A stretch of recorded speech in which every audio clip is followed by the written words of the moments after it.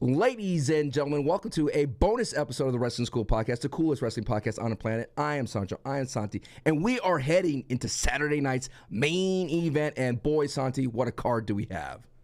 I am Sancho and I am Santi. He says he is both of us, Am I? apparently, at this point. That's what you said. I am Sancho, I am Santi. But that is false. I am Santi. Saturday night's main event, dude. I'm pumped for it. A 5-match card for a 2-hour show. Yes. That's expected to have commercials. That's a tight window because I don't think that it's going to be just matches. I think we're going to have legends. I think we're going to have backstage segments. I think we're going to have promos. So 5 matches for this 2-hour show. Something tells me we're not going to be getting 25-minute bangers in this on this show. That tells me it's going to be Drew McIntyre or Sammy if I had to pick it, start off the rip and predictions. But Santi, let's get into predictions. What do we got for number one? That's what we're here to do. You know what? Let's just do what you just said. Let's talk about Drew McIntyre versus Sami Zayn, a match that was announced on the Go Home episode of Monday Night Raw.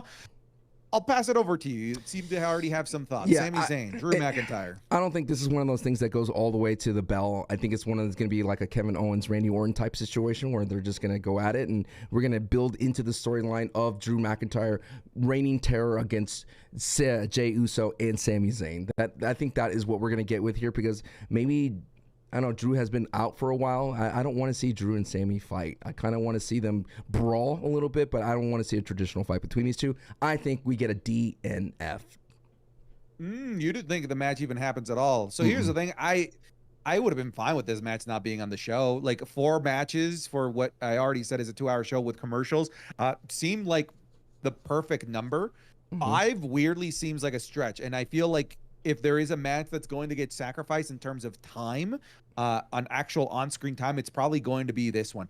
I wouldn't be surprised if this is a squash match. I wouldn't be surprised if Drew McIntyre just annihilates Sami Zayn in some way, shape, or form. Or maybe, like you said, the match doesn't even start. It's just a beatdown of Sami Zayn, which triggers the return of Jey Uso. I foresee a Jey Uso moment in this show because we are at Saturday night's main event. They want to bring out all of the glitz, all of the glamour, all of the most popular people. And this match, to me, just sort of seems like bait to bring out Jey Uso for some way, shape, or form. Could be during a beatdown of Sami Zayn. Could be for various reasons, but I like where you're thinking. A DNF does not happen. I think it does happen, but it could be disqualification. Regardless, Drew McIntyre's standing tall. That's the real prediction. Drew McIntyre is standing tall. Post whatever happens, match, pre-match brawl, whatever it is, Drew stands tall. Do you think this could have been the Bronson Reed spot? Maybe the Bronson Reed was going to have a match with Sami Zayn, but Bronson Reed's injury brought back Drew, or maybe it could have been Drew and Bronson Reed versus Jey and Sami. I mean, you got to ask a lot of questions because War Games, I feel like the result of all the injuries probably changed what Saturday Night Main Event was supposed to be. Yeah, but I don't think that I don't think that it's going to change much of the results here. Like, okay. I think that Drew losing here would be detrimental. I think we agree here, 100%, right? 100%. All right, let's move on. We've got the WWE Women's World Championship match. We have the challenger, Io Sky, going up against the champion in Liv Morgan. And Sancho, I want to get funky with this. Oh. I want to get funky with it. I hear you. Dude, I'm going to go. I'm calling it. I'm saying it. Io Sky is going to win the Women's World Championship here.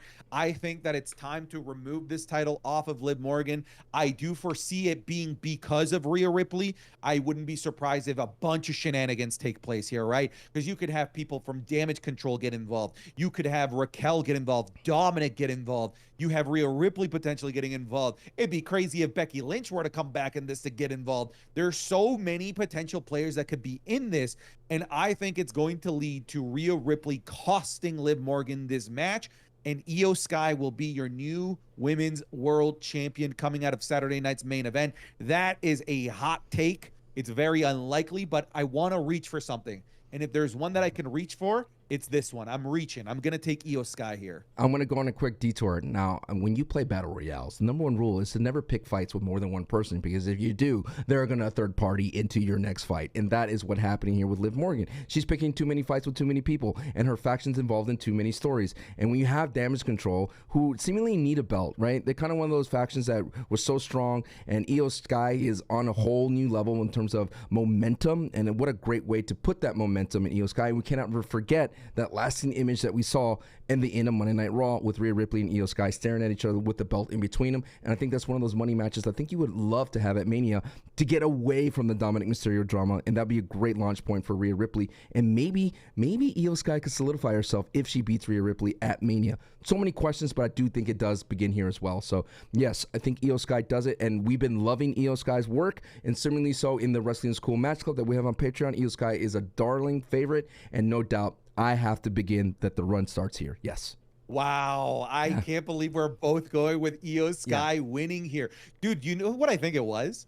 I think that you and I had been on board, like, we're good with the Rhea Ripley Liv Morgan feud. It's fine. A lot of people are like, finish it. It's over. It's gone too long. And you and I have been like, we're good with it. It's fine. But then I think you and I saw Rhea and Io holding that title, and I think both you and I went, we're ready. Let's move on. I think that moment made us just, all right, let's get to the next thing. It like we want the next book. We want the next chapter. Yeah, I want Rhea and Liv to be sunset, and I want Dom to be sunset. Like, I need them to move on to bigger pastures, you know? Yeah, I agree with you. I'm shocked that we both agree here. I thought I was gonna be in the island of irrelevancy by myself with the Io Sky. You're like Roman. You're Roman. You are in the island of relevancy. Oh, I am the island. That's what it is. That's what it is. All right, let's talk about the triple threat match for the World Heavyweight Championship. It is between Gunther, Finn Balor, and Damian Priest. This was a match that was originally announced to just be Finn Balor versus Gunther. In the Go Home episode of Monday Night Raw, they added Damian Priest to it. Let me run with this one first, all right? Sure. First and foremost, I'm just not excited for this. And I'm not excited for it from a storyline perspective. Want to know why, Sancho?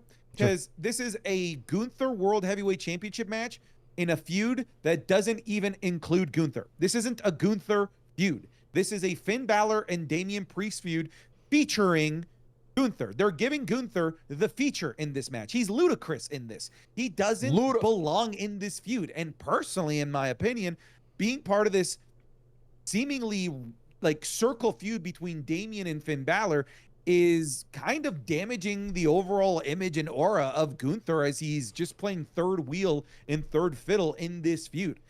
Here's the thing. I still think the match is going to be great.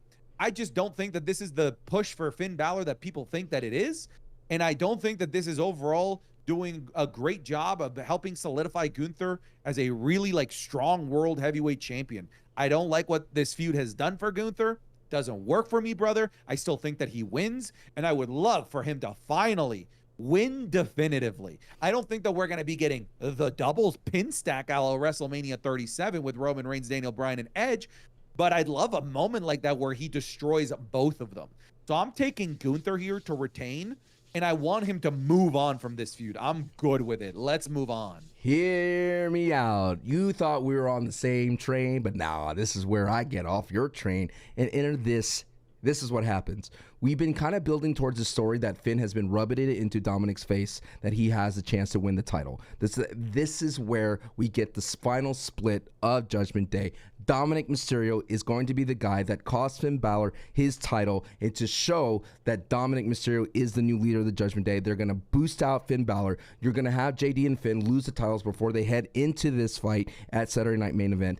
This is where it's going to happen, and I think it's going to also amplify the story of Gunther not getting the job done without outside help like Finn and now Dominic Mysterio in the Saturday Night Main Event. So I think Gunther does win with the help of Dominic Mysterio, thus continuing their rivalry of Gunther and Dom. Dude, I kind of love that. Thank you. I do think that works. I think that works really, really well. So you're still going with Gunther. You're still going with Gunther, yes, retaining, okay. but so we're through nefarious means. Man, I'm tired of the nefarious. I know, means but they got to lean into it. If it's already done once, you got to do it again, and I think that will give Gunther some ammunition to go after Dominic to at least revisit that, because the weirdest part about this entire thing, I know you mentioned that Gunther is a featured player, but this featured player, Gunther, is going to turn Dominic a face because he just beats the crap out of Dominic Mysterio, and people seemingly falling in love with Dom as a run there, the singles. And their match that they had, that non-title match, like that's what triggered the Dirty Dom chants, right? Yeah. And it was Gunther, so maybe Gunther can be the catalyst somehow, some way, I hope so, to turn Dominic Mysterio into a fan favorite. I'm disappointed that, this Judgment Day collaboration with Gunther is just leading to in not definitive victories for Gunther time after time after time. I'm just so ready to move on, and I don't think that this is going to be the end of it, because I think that you're going to be right, and I think that it is going to be Dominic Mysterio that interferes here. Although I just prefer it to just be Gunther winning definitively. That's what I'd like to see. The next one is going to require us to do a little bit more heavy lifting than just predicting the match, because we have the finals of the WWE Women's United States Championship, and we don't know who's in it yet, right? Because the semifinals will happen the night before Saturday night's main event. So let's talk about semifinal number 1. Bayley versus Chelsea Green. Who do you have in that first semifinal? I got Chelsea Green.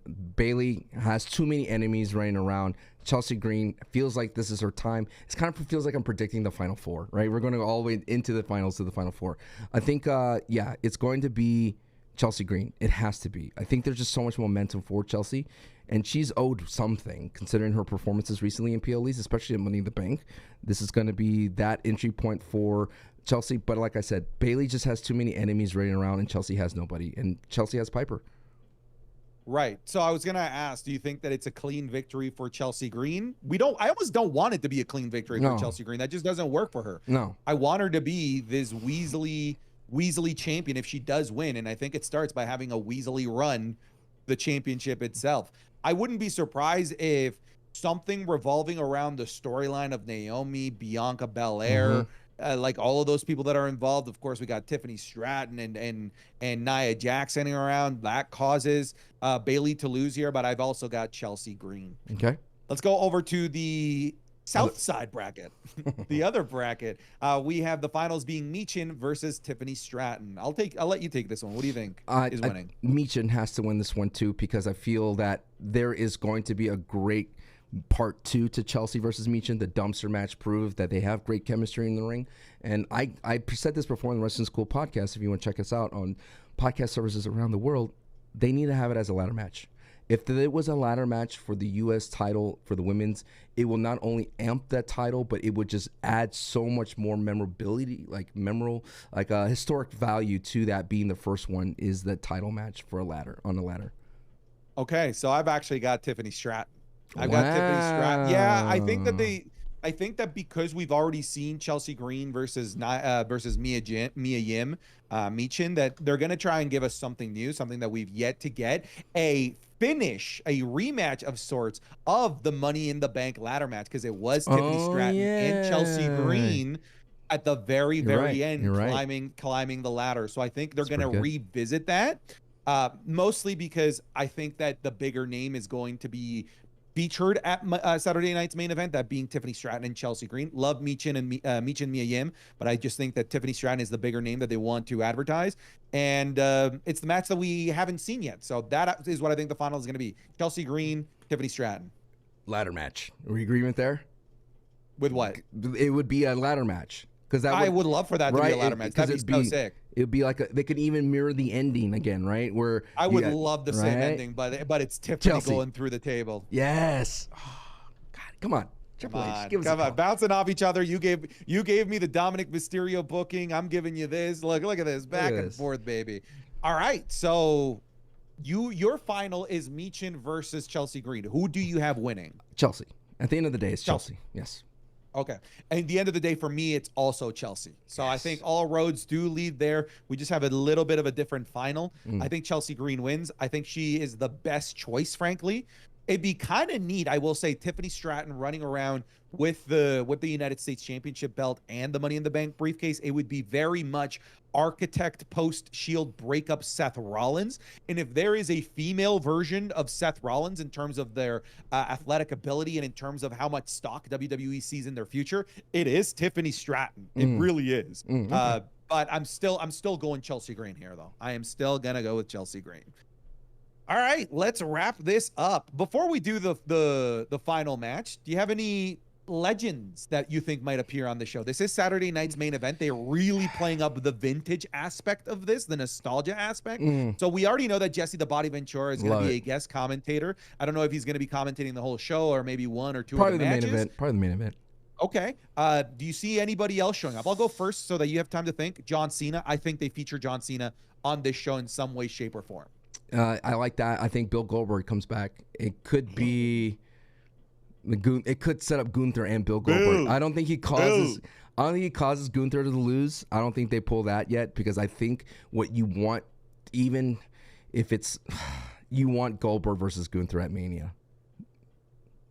Stop. I'm sorry. Stop. I'm sorry. No, we don't. That's where we're heading, bro. I'm sorry. That's where we're heading. Stop. What is wrong? What is wrong with you? We were doing so well. We were doing so well. We were vibing. We were smiling. We're like, yeah, great idea. Good idea. Yeah, that was a good idea. And then you come up with this heaping pile of trash. What is wrong with you? I love the slop. He loves the slop. You know, that's me right now. All right, let's move on to the main event, that being Cody Rhodes versus Kevin Owens for the WWE Undisputed Championship. We talked about this in the podcast, which of course you could be listening to it already over on patreon.com/SantiZap, that I wish the title wasn't on the line. If the title wasn't on the line, if this was just a fight between two dudes that hate each other, I would think that there is actually a chance that Kevin Owens could win, because this is the most interesting, the most vicious and violent Kevin Owens that we've seen in a really, really long time. And if there is a character that could beat Cody Rhodes, it is this Kevin Owens. Unfortunately, Sancho, as we've discussed, I feel like this championship and the championship matches that have yet to happen for Cody Rhodes are inadvertently acting as the most powerful plot armor that Cody Rhodes could possibly have. And because of this championship, I do not see Kevin Owens winning. I don't see Kevin Owens standing tall. Also, the fact that this is in front of so many people, this is like primetime NBC, they're probably going to want their poster child with the title standing tall with the pyro. So I feel like just so many different contextual pieces are making me just sort of come to the conclusion that this is already a spoiled match, that it is obviously Cody Rhodes here. I'd be less convinced of the outcome, funnily enough, if this was at Survivor Series. If this was at Survivor Series, I'd be more inclined to maybe believe that Kevin Owens could win. But Saturday night's main event, this is going to close the show, and they're going to want to end with sending the crowd home happy. Oh, yeah? You think that's how they're going to want to end it? Oh, you got the whoa, and Cody Rhodes retains, and then if you smell. That'd be sick. That'd be sick. It's going to be Bloodline Rules. That'd be crazy. And then that would be then amazing. He's going to go, again. And you're like, what? But that is what's going to happen. They're going to want to end it. They're going to want to end it with a face-off with The Rock and Cody to let us know we are on the road to WrestleMania. That would be so good. I'm down for that. And then The Rock goes, oh, I don't need to go in a Rumble. I don't need to do this. I don't need to do an Elimination Chamber. I am on the board. And you'd be like, oh, you suck, Rock. I hate you, Rock. How dare you skip the line? And Cody's going to be like, well, you're going to have to earn it. And then The Rock just continuously just bullies him into finally taking the championship match at Mania. That's what I got. Yes, it's going to be Cody, but we've been asking for The Rock for how many weeks? How many PLEs? Bad Blood. The Rock is going to never come back. No. Survivor Series. The Rock. This is it. The Rock has. This is it. The Rock cannot ignore NBC, right? The Rock cannot ignore the spotlight. The Rock loves this, and then he comes back for Netflix for the first promo against Cody. Right. This is like from a business perspective, this is big, right? Like to be on NBC primetime, they're going to be doing this 4 times a year. This is something that WWE negotiated alongside bringing SmackDown over to the USA Network. And I'm sure that as part of this deal, they want a name like The Rock to be part of the first ever Saturday night's main event of this like new deal, so that the future Saturday night's main events become must-watch moments. So if it were to end that way, now all of a sudden the Saturday night's main event the week before the Royal Rumble, you got to watch it. You can't skip it, bro. You have to watch it because of the expectation set by this first one. If they bring back The Rock to face off with Cody Rhodes, oh boy, dude, that would be huge. But it sounds like you and I are in agreement. It's obviously Cody Rhodes, right? Like the plot armor is a little too thick here. Oh, kind of wild card would be a Randy Orton heel turn, but that's like way out there because Randy Orton needs to get his back on Kevin. Yeah, I don't see the Randy Orton heel turn happening until he takes out Kevin Owens first. Yeah. I could maybe see a world where Randy Orton comes back and gets involved in this match and takes out Kevin Owens. That could be interesting. But to turn heel on Cody Rhodes, I don't think it happens yet. There you go. Oh, those are our predictions, folks. Sancho, are you excited for this 2-hour made for TV PLE? I am, because you know what? I think the aesthetic of it would be cool. Like, that's what gets me excited the most. Like, the ring ropes are going to be different. The presentations, it's like the anniversary of the Attitude Raw. Like, I love that presentation, the throwback to that too. So I'm excited for everything. And for some reason, adding Jesse the Body Ventura takes me back to my childhood. So I'm excited for that too.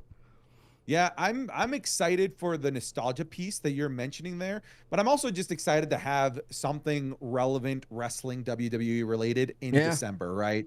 This has always just sort of been the standstill month. We're just sort of waiting until we can get to the New Year shows and the Royal Rumble, but this gives us something of substance, something to bite our teeth into here in the month of December as we go into the holidays. But folks, thank you so much for listening and watching these predictions. You can, of course, follow both of us for our watch-alongs of Saturday night's main event. Sancho, you're going to be over on your Twitch page. Yes. I'm going to be here on YouTube if you want to watch it on YouTube and on Twitch. Of course, you could have also watched these predictions earlier over on Patreon, patreon.com/SantiZap. Go check it out. So much extra content that's early and sometimes just straight up just exclusive on YouTube.